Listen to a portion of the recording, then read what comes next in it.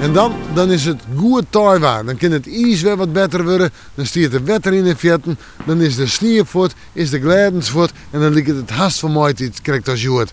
Maar, het is nog altijd winter. En het zal de komende dagen geen winter wezen. Maar ik geen echt taaiwaar. Dus zeg maar, het kwakkelt wat terug.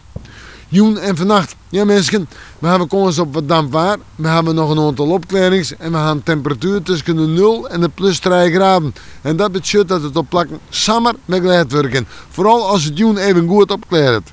En de wind matig en vrij krachtig om middernacht heen.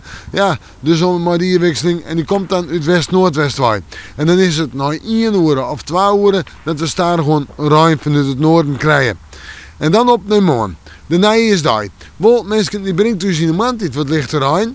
Maar daarna een droge periode, misschien wel een beetje zinnen. En dan in de midden alweer wat sneeuw vanuit het noorden waai. En dus wordt het kouder. Eerst nog zo'n 4 of 5 graden. Later zakt de temperatuur. En de wind die komt uit west-noordwest waai. En die is matig en krachtig, stevig genoeg. In de nacht een graad frost, 1 of 2 onder 0. Nog altijd een kans op wat sneeuw en dus kans op gladens. We zetten terug naar sneeuw.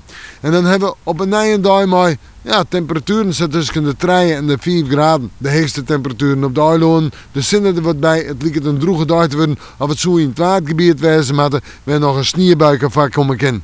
De wind uit noord-noordwest, matig en vrij krachtig of krachtig. En in de nacht lichte frost. Het fruitjoch. Manje, ties en wijze. 1 of 2 graden noordij in de plus. In de nacht een paar graden frost. Min 1, min 2, min 3. En op ties kans op wat sneeuw. De orendagen waarschijnlijk droeg en de zinnen er even bij. We met de morgen in het hier weer even in het waarsje. En voor mij een noffelijk uiteinde en een zoen 2011.